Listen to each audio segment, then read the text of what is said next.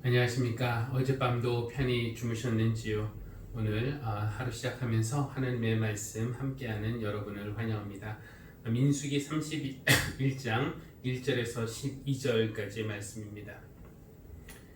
주님께서 모세에게 이렇게 말씀하셨다. 너는 미디안 사람에게 이스라엘 자손의 원수를 갚아라. 그렇게 하고 난 다음에 너는 조상에게로 돌아갈 것이다. 모세가 백성에게 말하였다. 당신들 가운데서 전쟁에 나갈 사람들을 무장시키시오. 미디안을 쳐서 미디안에 대한 주님의 원수를 갚아야 하오. 이스라엘 모든 지파는 각 지파마다 어느 지파도 예외 없이 1000명씩을 전쟁에 내보내야 하오. 그리하여 이스라엘 모든 족속에서 각 지파마다 1000명씩이 전쟁에 나가려고 무장을 하고 나섰는데 그 수는 12,000명이었다. 모세는 각 지파에서 1000명씩 뽑혀온 이들을 전쟁에 내보내면서 제사장 엘르아살의 아들 비느하스에게 성소의 기구들과 신호용 나팔을 들려 그들과 함께 전쟁에 나가게 하였다. 그들은 주님께서 모세에게 명하신 대로 미디안을 쳐서 남자는 모조리 죽여버렸다. 그들은 군인들만 죽였을 뿐 아니라 미디안 왕들도 죽였다.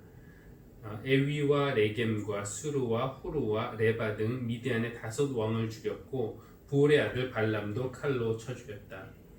이스라엘 자손은 미디안 여인들과 그 아이들을 사로잡고 짐승과 가축대와 재산을 모두 약탈한 다음에 그들이 살던 성읍과 촌락을 다 불질렀고 사람과 짐승은 다 누락질하여 모두 전리품으로 삼았다. 그들은 포로와 누락질한 전리품을 이끌고 모세와 제사장 엘르아살과 이스라엘 자손의 회중이 있는 여리고 근처 요단 강가 모압 평야의 진으로 왔다. 하나님의 집을 성전이라고 하기도 하지만 하나님의 전쟁 혹은 거룩한 전쟁을 성전이라고 말하기도 합니다. 한글로는 똑같지만 한자는 다릅니다. 하나님의 전쟁이라는 개념, 성전의 개념은 위험할 수도 있습니다. 나의 탐욕을 채우기 위한 전쟁을 하나님의 이름으로 정당화할 수도 있기 때문에 그렇습니다. 하나님은 모세에게 미디안 사람에게 원수를 갚는 전쟁을 하라고 하셨고 모세는 백성에게 말을 전할 때에 이 전쟁의 성격을 3절에서 이렇게 규정했습니다. 미디안을 쳐서 미디안에 대한 주님의 원수를 갚아야 하오. 자신의 원수를 갚는 것이 아니라 주님의 원수를 갚아야 한다고 하면서 이 전쟁이 하나님의 전쟁이라고 규정을 한 것입니다. 이런 전쟁은 내 복수의 감정을 갚기 위한 전쟁이 아니라 새로운 미래를 향해 나아갈 때에 과거의 어떤 죄의 뿌리를 완전히 뽑기 위한 그런 차원의 전쟁이라고 말할 수 있겠습니다. 미디안은 이스라엘의 죄와 어떤 관련이 있는지 민수기 25장에 이미 나와 있었는데요. 그때 시므온 지파 가문의 시므리라는 남자가 미디안의 여성 고스비와 음행을 하다가 비느하스의 칼에 찔려 죽은 일이 거기에 기록이 되어 있었습니다. 미디안 여성들이 이스라엘을 유혹하고 고통을 주었기 때문에 앞으로 그런 유혹의 빌미가 될 수 있는 것을 뿌리채 제거하기 위해서 그들을 전멸시켜야 했습니다. 오늘 말씀에서 흥미로운 것이 두 가지가 있는데 하나는 각 지파에서 동일한 수 모두 각각 1000명씩 전쟁에 참여했다는 것이고 또 하나는 제사장 엘르아살의 아들 비느하스가 전쟁을 이끌었다는 것입니다.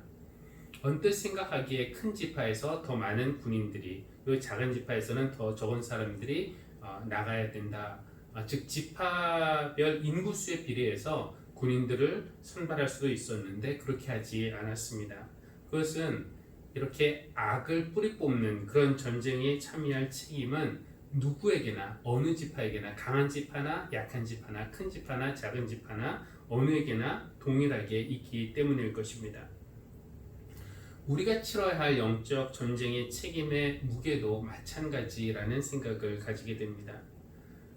세상에서 악과의 싸움, 어떤 영적 전쟁이죠. 거기에는 여러분의 성별이나 나이, 직업, 직분 그런 것이 상관이 없습니다. 모두가 동일한 책임감을 가지고 이런 전쟁에 예수 그리스도의 이름으로 나아가야 할 것입니다.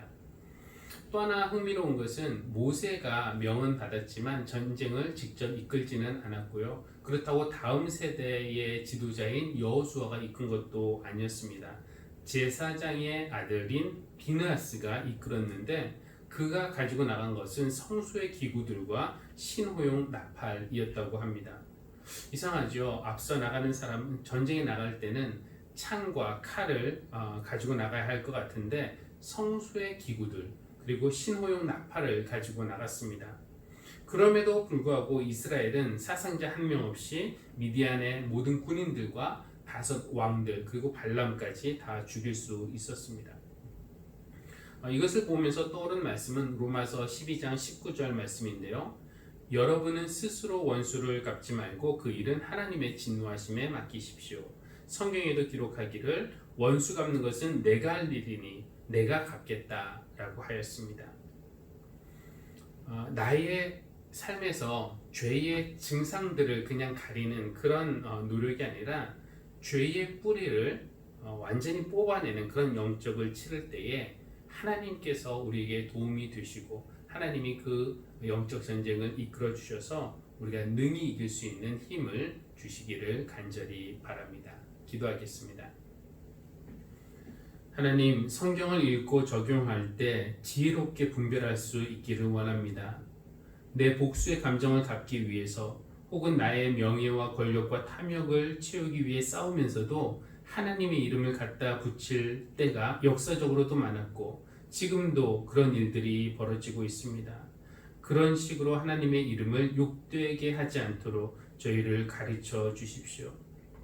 하나님, 우리 각자에게는 나이, 성별, 직분, 직업에 상관없이 치러야 할 영적 전쟁이 있음을 깨닫습니다.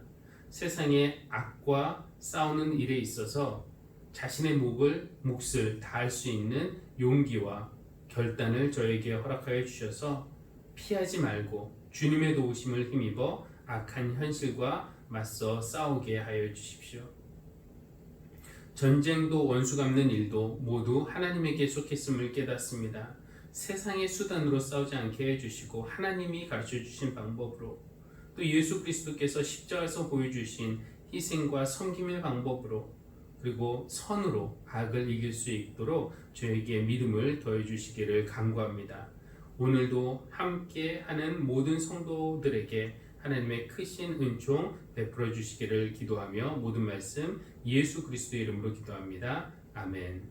하늘에 계신 우리 아버지여, 이름이 거룩히 여김을 받으시오며 나라가 임하시오며 뜻이 하늘에서 이루어진 것 같이 땅에서도 이루어지이다. 오늘 우리에게 일용할 양식을 주시옵고 우리가 우리에게 죄 지은 자를 사하여 준 것 같이 우리 죄를 사하여 주시옵고 우리를 시험에 들게 하지 마시옵고 다만 악에서 구하시옵소서. 나라와 권세와 영광이 아버지께 영원히 싸움나이다. 아멘.